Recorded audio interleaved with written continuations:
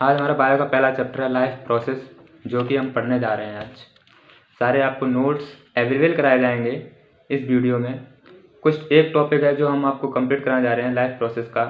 तो पहले हम समझ सकते हैं कि लाइफ प्रोसेस होता क्या है, लाइफ है क्या। Something which is a life, कोई चीज़ या कोई वस्तु जो कि जिंदा है, जिसमें जान है।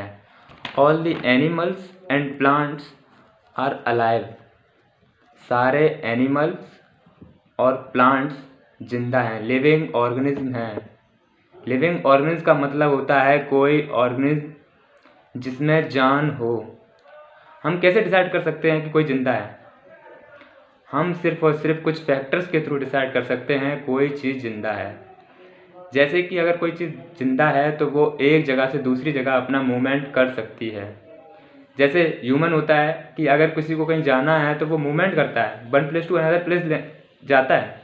बर्ड्स है, अगर उड़ती है आसमान में तो अपनी पूरी बॉडी के साथ उड़ती है, तो उसमें मूवमेंट हो रहा है, because that is a alive.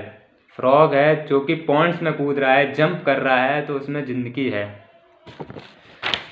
एक चीज़ हम लोग को जो याद रखनी पड़ेगी वो ये है कि जो प्लांट्स और एनिमल्स में बेसिक एक डिफरेंस होता है ग्रोथ में। वो डिफरेंस ऐसा होता है कि जो प्लांट्स में जो ग्रोथ होती है वो बहुत स्लो होती है कंपैरिजन टू एनिमल्स। और एनिमल्स में हम लोग जनरली ह्यूमन को भी इंक्लूड करेंगे, जनरली नहीं, ह्यूमन भी एनिमल्स का पार्ट है। ठीक है, एनिमल्स में जो ग्रोथ होती है बहुत जल्दी होती है, जो कि हम लोग को सीन दिखाई दे जाती है। और प्लांट्स में जो ग्रोथ होती है बहुत स्लो दिखाई देती है, ग्रेजुअली, बहुत ही रेयर चांस हम लोग सी कर पाते हैं। जैसे प्लांट्स की लीफ का बढ़ना, उसकी शूट्स का बढ़ना, उसकी रूट्स का बढ़ना। कुछ कैरेक्टरिस्टिक हैं जो लिविंग थिंग के, जो कि डिसाइड करते हैं कि कोई लिविंग थिंग है या जिंदा है या मरी हुई है। जो लिविंग थिंग होते हैं वो ईजिली मूव कर सकते हैं खुद को एक प्लेस से दूसरी प्लेस। लिविंग थिंग है तो उसे जिंदा रहने के लिए उसे खाने की ज़रूरत पड़ेगी, जैसे food, water etcetera. Living thing खुद को ग्रो भी करता है, living thing can grow. Living thing can respond to change around them. इसका मतलब ये है कि लिविंग थिंग सेंसिटिव होती है, जिसे बाहर के एटमॉस्फेयर का भी महसूस और एहसास होता है, जिसके द्वारा वो अपने आप को चेंज कर सकते हैं। जैसे कि हमारी सर्दी पड़ती है तो हमें सर्दी का एहसास होने लगता है, तो हम सर्दी वाले कपड़े पहनने लगते हैं। This is the characteristic of living organism. ठीक है ना, this is the characteristic of living organism. अब हम पहले पूछेंगे कि लाइफ प्रोसेस होता क्या है। पहला क्वेश्चन ये आएगा, लाइफ प्रोसेस हम ऐसे डिसाइड कर सकते हैं, basic functions are performed by the living organism to maintain their life on earth. कुछ बेसिक फंक्शंस होते हैं जो कि लिविंग ऑर्गेनिज्म द्वारा परफॉर्म किए जाते हैं अपनी लाइफ में जिंदा रहने के लिए।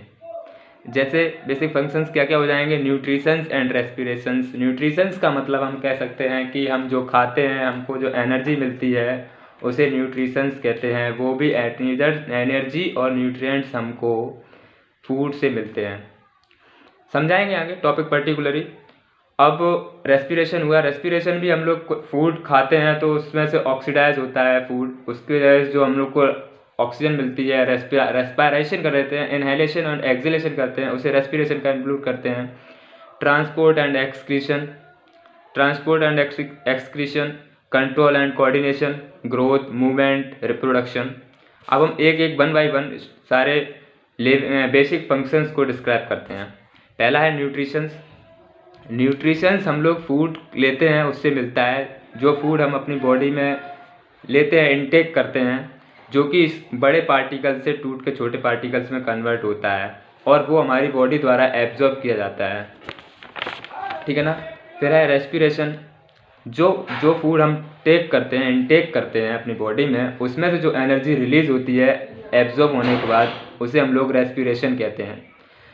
ट्रांसपोर्ट का क्या मतलब होगा कि जो सब्सटेंस हमारी बॉडी में एब्जॉर्ब हुआ है वो एक पार्ट से दूसरे पार्ट में बॉडी के कैसे ट्रांसफ़र हो रहा है, उसे हम लोग ट्रांसपोर्ट कहेंगे। एक्सक्रीशन में हम लोग कहते हैं जनरली जो हम लोगों ने फूड इनटेक किया है उसका जो वेस्ट मटेरियल बचता है, वो हमारी बॉडी के थ्रू वेस्ट मटेरियल निकलता है, उसे हम लोग एक्सक्रीशन कहते हैं। कंट्रोल एंड कोऑर्डिनेशन का मतलब हम लोग जल्दी समझेंगे कि ये हम लोग को सर्वाइव करने में हेल्प करता है एनवायरनमेंट में। अभी मैंने बताया था आप लोगों को कि जैसे सर्दी पड़ रही है तो हम लोग को कैसे एहसास हो जाता है, it's a control and coordination help. ठीक है ना। फिर हमारे पास आएगा कि टॉपिक है energy is needed for life process. Energy एक लाइफ प्रोसेस के लिए बहुत ज़रूरी है। एनर्जी का मतलब होता है कि हम लोग एक फ्यूल, बॉडी को अगर कोई गाड़ी चला रहे हैं उसको चलाने के लिए उसकी फ्यूल की ज़रूरत पड़ेगी, वैसे हमारी बॉडी को अगर कुछ फंक्शंस या कुछ काम करवाना है उसके लिए हम लोग को ज़रूरत पड़ेगी फूड की, जो कि फूड हम कह सकते हैं food is a kind of fuel which provide energy to all living organs for their functions. ठीक है ना। हम लोग कह सकते हैं, ये भी कह सकते हैं energy required by an organs come from food that is living organs eat. Energy required होती है कि जो ऑर्गन्स हम दूसरे फूड मटेरियल से एनर्जी लेते हैं अपने कोई भी फंक्शंस परफॉर्म करने के लिए, उसे हम एनर्जी का कह सकते हैं। जैसे हम कह सकते हैं कि नॉर्मली अगर कोई खाना खाते हैं तो क्यों खाते हैं हम खाना, क्योंकि हमारी बॉडी में एनर्जी मिले, कोई फंक्शन हम परफॉर्म कर सकें, और वो एनर्जी कहाँ से आएगी, जो हम फूड खाएंगे वहाँ से आएगी। न्यूट्रिशंस क्या होता है? न्यूट्रिशंस एक ऑर्गेनिक सब्सटेंस है। न्यूट्रिशंस एक ऑर्गेनिक सब्सटेंस है। इसे हम लोग ये भी कह सकते हैं कि it is a simple food glucose. It's a simple food glucose. ये एक सिंपलेस्ट शुगर भी है, सिंपलेस्ट शुगर भी है, और जनरली कॉम्प्लेक्स फूड होता है उसे हम लोग स्टार्च कहते हैं। जनरल जो सब्सटेंस इंक्लूड होते हैं वो बेसिक दो होते हैं, glucose and starch. Glucose and starch में हम लोग बेसिकली इंक्लूड कर सकते हैं कार्बोहाइड्रेट।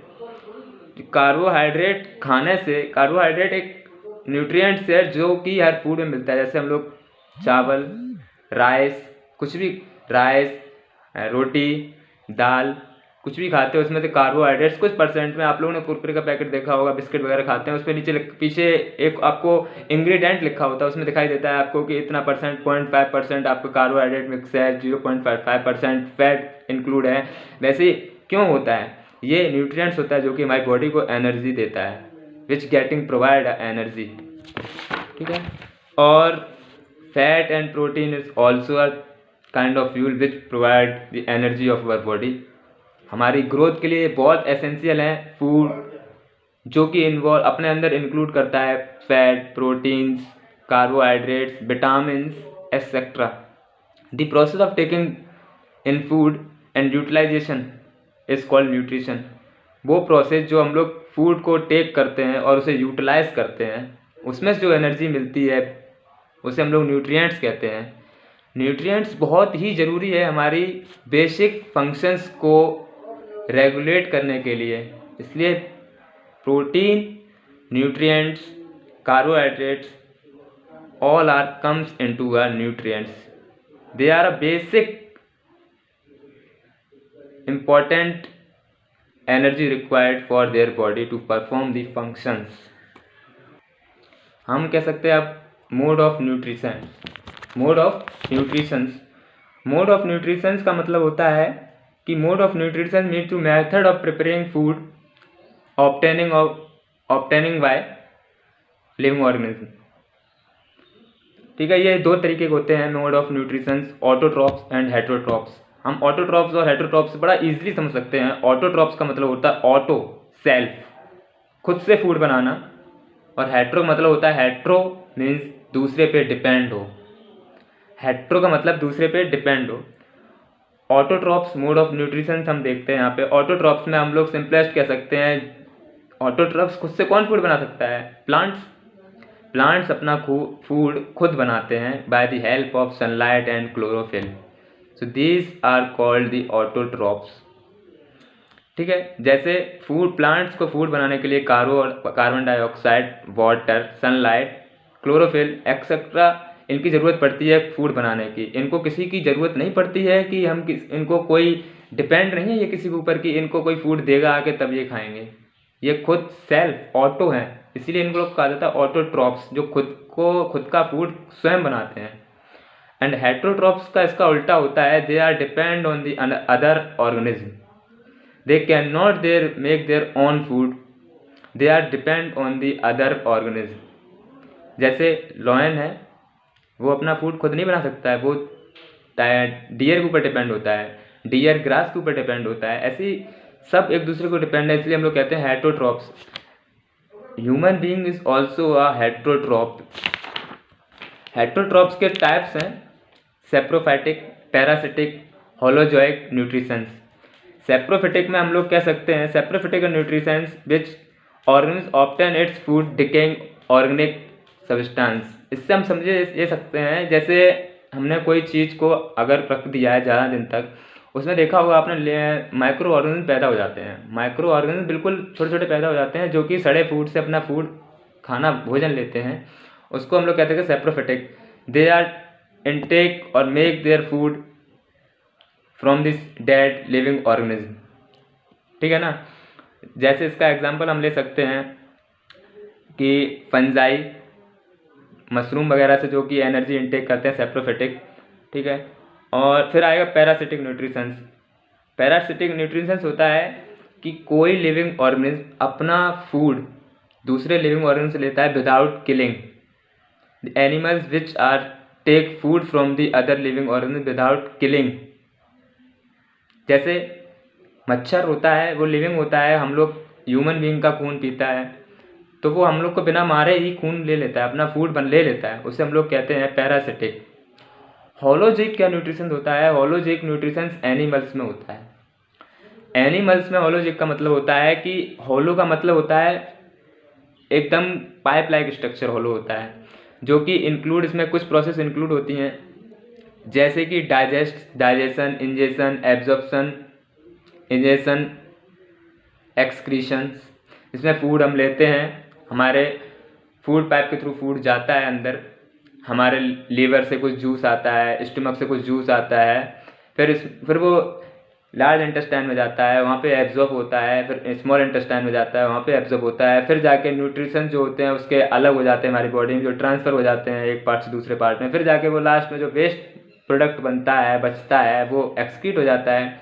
इसे हम लोग होलोजिक न्यूट्रिएंट्स में ला सकते हैं। जैसे इसका एग्जांपल ले सकते हैं cattle, deer, giraffe, lion, fish etcetera. Thank you students. इसका नेक्स्ट टॉपिक जो होगा वो हम नेक्स्ट डे पढ़ेंगे, लेकिन इस टॉपिक को आप तैयार करते रहिए और इसके ऊपर क्विज क्वेश्चन भी आएंगे जो कि आपको नेक्स्ट वीडियो में हम आपको देंगे। Okay, bye, thank you.